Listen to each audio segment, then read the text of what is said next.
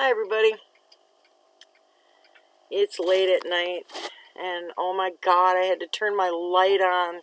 There's no light coming in my window, so oh well. So, I got this light above my head that's putting shadows everywhere, what a joke that is. Well, anyway, if you hear any noises, it's just my dogs eating their dinner. And the cat's running around here looking for a place to go to sleep. It's 10 p.m. right now. But,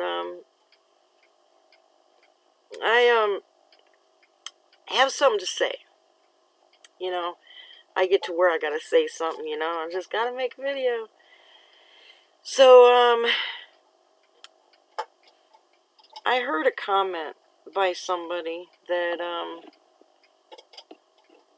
that the reason people didn't like being in the organization was because they would rather go to the bars and stand in line at abortion clinics, and I'm like, oh my god, is this person for real? Yeah, Louie, yeah. And the reason that people found it so terrible inside the organization had nothing to do with wanting to go to bars or doing anything wrong, so to speak. It's that they found, I'll say it from my viewpoint, okay? My viewpoint was that it was a really dark, lonely place. No friends inside the organization or out. I did have a few friends inside the organization, but, they were older than me or a lot younger than me and didn't really have a lot of people to hang out with. There was one girl in particular that I really liked being around, and her family was really nice and everything, and I always wondered, how come my family couldn't be like that, but, hey. But, I found that when something happened that I really needed help, that the very ones, like the elders that say that they're there to help you when you need help, provided me no help. If you go back to my first 4 or 5 videos, I explain what happened in detail. But the thing is, getting notifications. Ouch. Come on, get out of there. Okay. What got me was that the very people that are supposed to help you when you really need help don't want anything to do with you because you've done something you need help because of. You know what I mean? If you've done something wrong, instead of encouraging you and helping you get beyond it or past it, they shun you. And how is that effective? It just shows that they're really not there for you anyway. And if something happens that you need the help, they deny you the help. I knew that after I was raped at 15 that I needed help. I needed counseling. The only, and I mean the only option I had, the only option my father or anybody would give me, was the option of going to the elders for counseling. Number one, I knew that none of them elders had been trained or through the experience of being raped as a woman and knew how to help me or what to say.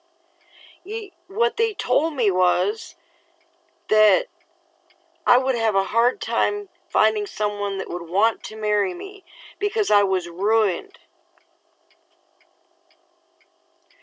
Now, how was that encouraging? How was that helpful? It wasn't. It made it worse. And the truth of the matter is, when it was all said and done, after I left the organization and after all that, that it was more difficult getting over what they told me than it was to get over the rape itself. You know, I could understand, I could understand really why people rape people. I could understand that. And it wasn't because of me. It could have been anybody that was there at that time. It could have been somebody else. They were just after somebody to do that to. I just happened to be the one that walked through that place that day. But what the elders told me was because of me. And I had done nothing wrong.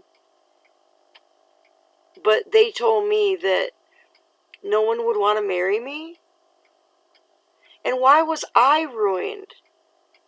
I wasn't the one that invited it to happen to me or put an ad in the paper, hey, want someone to do this to me. I go looking for it. I didn't do anything to bring it on. So how exactly was I ruined? And your virginity is something that you give to someone, not something they take. They didn't take my virginity. They took what they wanted and went on, but it had nothing to do with me personally, and my virginity was mine, And all the things they told me were dead wrong. And why deny me the right? If they say that they are shepherds of our spiritual life, why did they deny me counseling outside the organization? They told me that that counseling outside of the organization would do more harm than good because it wouldn't be scriptural. Well, that's what they're for. So when I go to my counseling, they can follow up with scripture. But you can't deny somebody the counseling that they need by somebody trained to do it just because they can't see how they should fit scripture into it. No, they could have followed up with scriptural counseling, but they should not have denied me counseling of any sort, which they did. And when I lost my mind because of all that and the lack of counseling and wound up pregnant, I already knew what they thought of me. They thought I was ruined. Well, now I was really ruined, right? Well, when you have a 15-year-old young woman who's been traumatized and denied counseling, and you get a little messed up in the head. And yeah, I did some things I shouldn't have done, but they wanted me to be sorry for having a child when I wasn't going to be sorry for having a child. I wasn't. And I didn't like the way they looked at me or thought about me or anything like that. And I didn't like the fact that they cut me off from my family and friends and all of that stuff when it was genuinely a time in my life that I needed encouragement and guidance from my parents and my friends. And I didn't get any of that either. It was all just pushing me away, and I left. I didn't want no more of any of that. It was nothing but abusive, the things that they said and did to me. And it wasn't right. And I should have gotten the counseling and the care that I needed, and I didn't get it. Now, Darrow Weilberg saying things like people leave the organization because they want to go to bars and they want to do all these terrible things. That's not true at all. A lot of people leave because they're pushed away. A lot of people leave because they're not included. A lot of people leave because they're not given the answers that they're looking for. And they're looked at like there's something wrong with them when they just seeking answers and need things. You know, the organization just doesn't help people that need help. It doesn't. They live in a fantasy world, you know, that they're the only ones that are going to be safe during Armageddon. Everyone else is going to die. And really, I heard the governing body members say that on a broadcast one month. And you know, I watch all the broadcasts. Y'all know that. I use JW.org library. I watch the broadcasts every month. I even watch some of their videos that they have. But I think that they are way off in left field as far as the reality of the world. They're in the dark as far as the news and things that happen. They rely on Watchtower to tell them things, and Watchtower doesn't let them know. You know, like they want to talk a lot about other religions that have problems with child abuse and child molesters and all kinds of stuff, but they don't talk about themselves and the problems they have. You know, they deny the truth to their members. And I don't think a lot of that's right. I don't think that all the denial, you know, and most of the Jehovah's Witnesses think that if the organization hasn't told them this or that it's not true. When that's misleading, because there's a lot of things that go on that the organization does not put on their website. And so the witnesses think that it's not on the website, so it must be not true. The organization does not put up on the website when they're being sued, for what reason, and how much. But if you research it, you can find out for how much and why and how often. And they have suits in the works right now in the courts, and there's others lined up behind that to go to court next. There's several of them. Last I heard that there was 11 that were going to be going to court soon.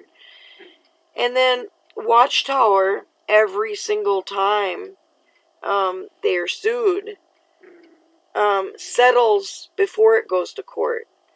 They settle before it goes to court because they don't want the medias to find out that they're going to court to be sued.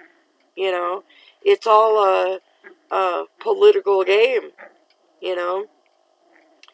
And Watchtower, belonging to the OSCE and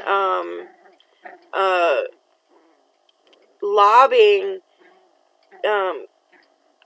different countries, their governments, lobbying their governments for protection,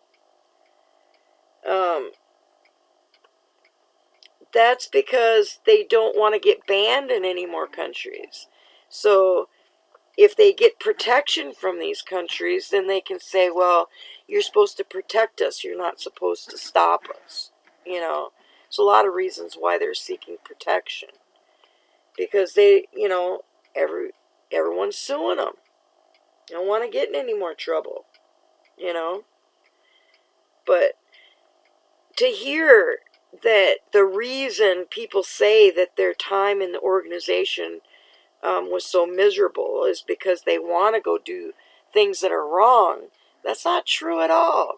At all. You talk to lots of different people and lots of different reasons they left and all of that, then you find out that the ones that say that we didn't like it being in the organization because we wanted to do wrong things, it's not true.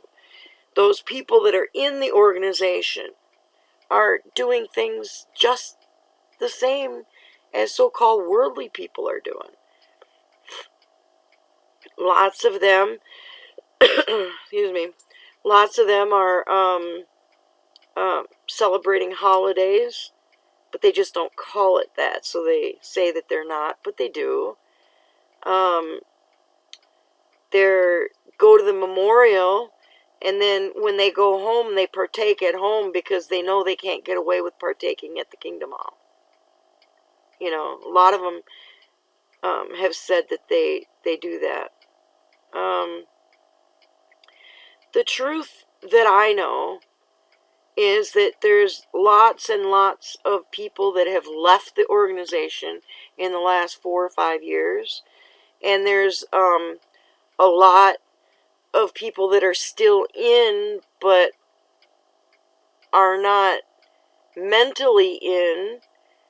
They're out, and they're not, they don't believe what the organization teaches as their doctrine anymore.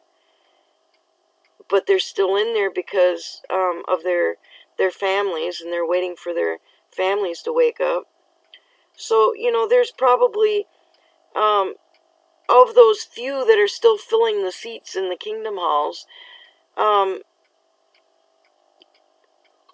good third, if not 40% of the people that are in the halls today are counted as Jehovah's Witnesses, but they're not really Jehovah's Witnesses, because they don't believe in the doctrines, and they don't believe that donating money to the organization is good, because that money is going to pay for the court settlements that Watchtower is being sued for, the organization, the Christian Congregation of Jehovah's Witnesses, the governing body, you name it. They're all being sued, and so they're selling things and you name it to gather up money to pay for that. So people don't want to donate money to the organization, because that donation money is being used to pay those fines for those suits for children being molested and all that. They don't want to contribute money to it. They think that the organization should pay that themselves. They don't think that the donations should be used for that.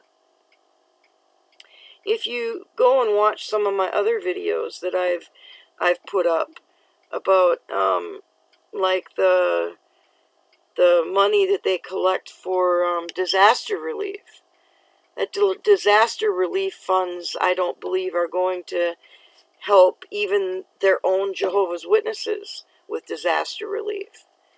They haven't seen any of it. Jehovah's Witnesses aren't there with supplies and food and clothes and all that other stuff for their members or any other people in need.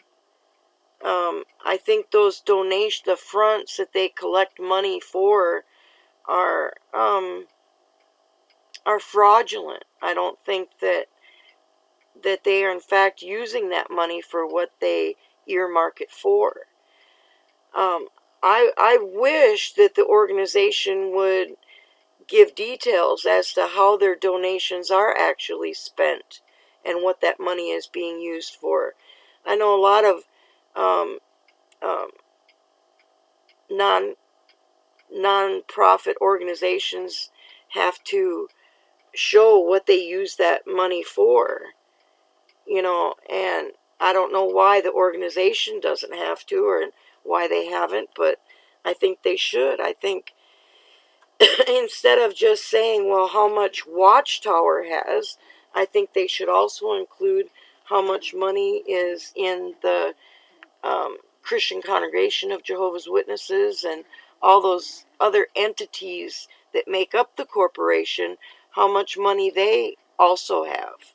Because I think they're taking some of their money and funneling it into these other entities so that when people sue Watchtower Bible and Tract Society, the governing body, the elders, the congregations, all that kind of stuff, that they can hide it because they're only showing paperwork for a couple of the entities in the corporation. I think if somebody sues that corporation or a part of the corporation, they should show what the whole corporation has stashed away, because I think they have billions in assets alone, plus money that they get from selling things that they should show when people are requesting settlements in the courts. There's just so much about it that I don't think is right. And that a lot of the reasons that I left was because I saw things going on that weren't right. So when it came down to the end of it and they just said, oh, well, they were going to disfellowship me, I was like, yeah, okay. Okay. I didn't really care. I don't care. I wasn't going back anyway. Even if I wasn't disfellowshipped, I was going to leave. Because I just could not agree with the things that they were teaching and the things that they were doing and the things they were hiding. And, I just couldn't do it. It just gave me a bad taste in my mouth, So I just thought it would be better to go. That does not mean that I wanted to go out and go to bars and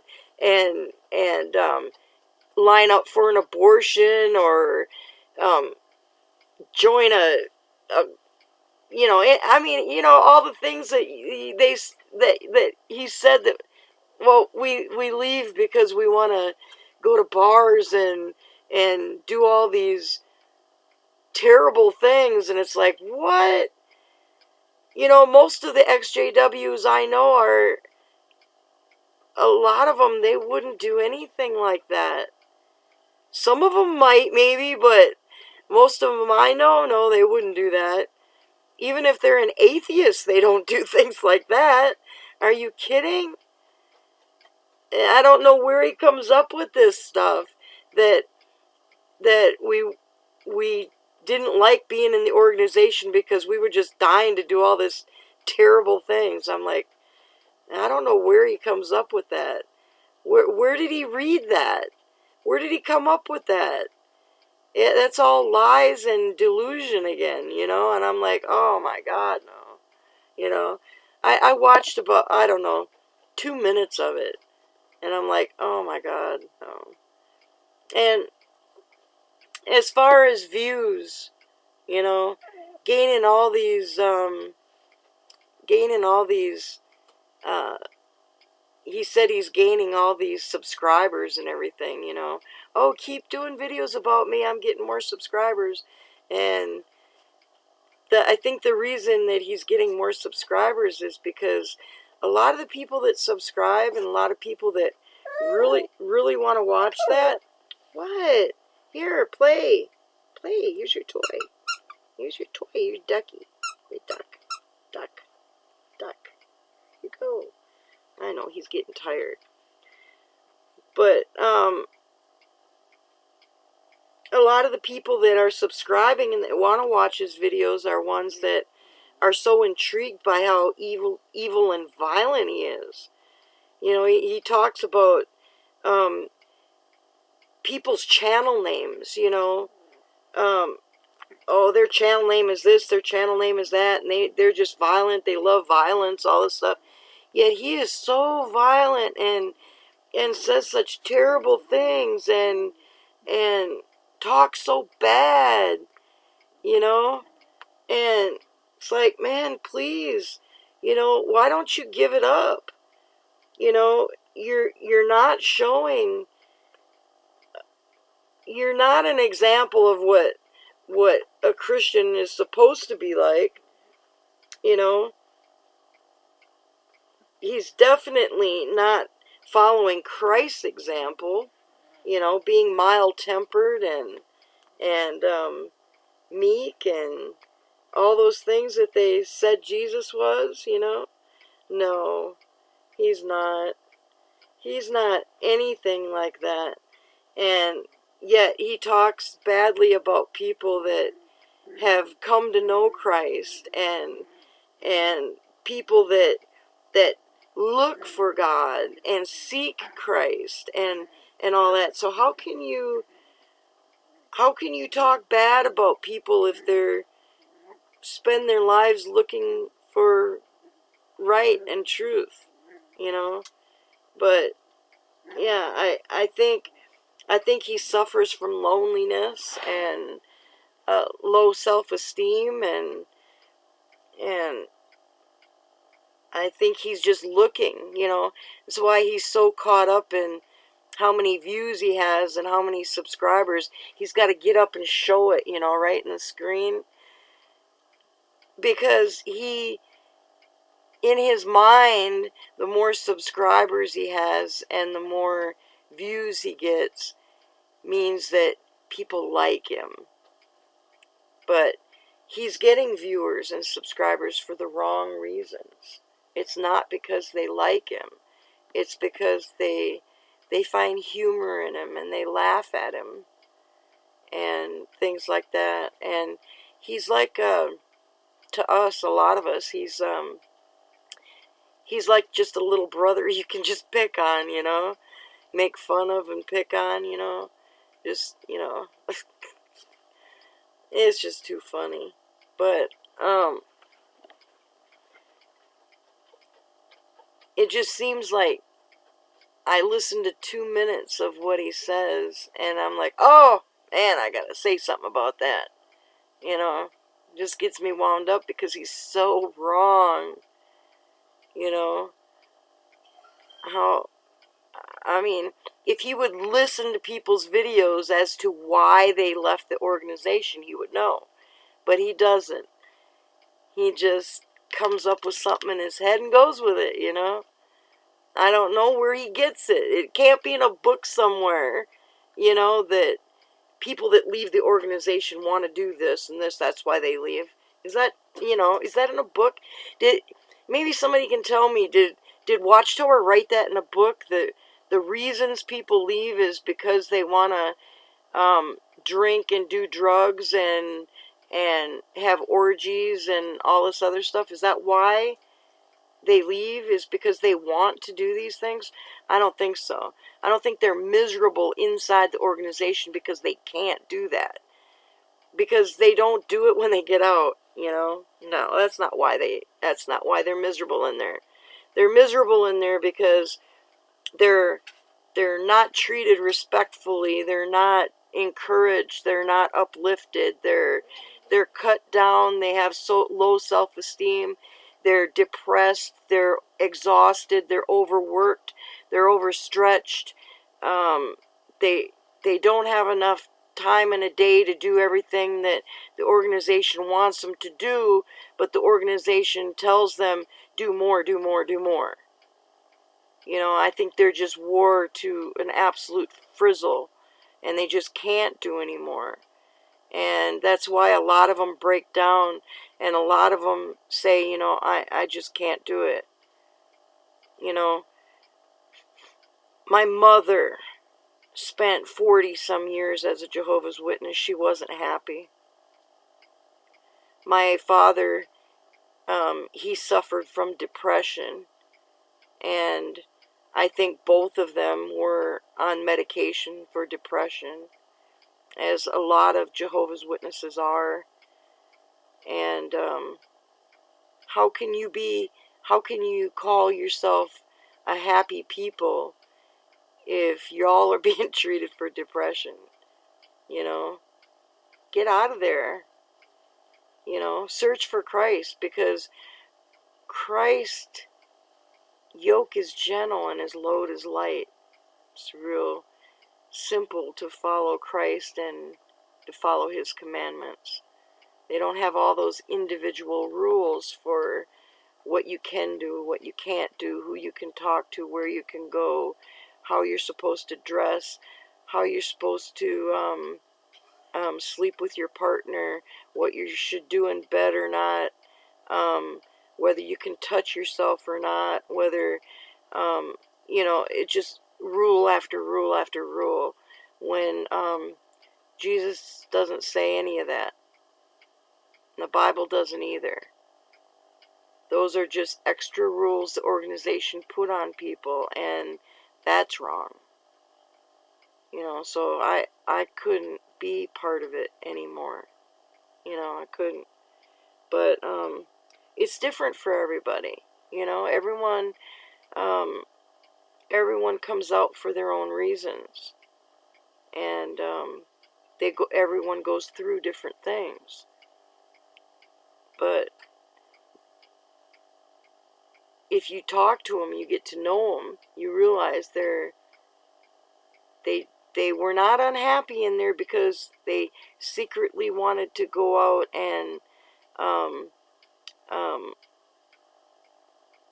be promiscuous and take drugs and drink and all of that. That had nothing to do with why they were miserable inside.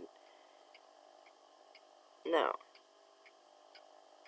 So if you run across those videos by that person, you'll find too that they are so far-fetched and so funny, and I mean, they're funny because the things that are said are just so absolutely ridiculous that you're like, I mean, you can keep picking your jaw up off the floor, Well, anyway, I'll talk to you later, because I'm going to go on and on. I might not even put this video up. I'm tired. Talk to y'all later. Bye-bye.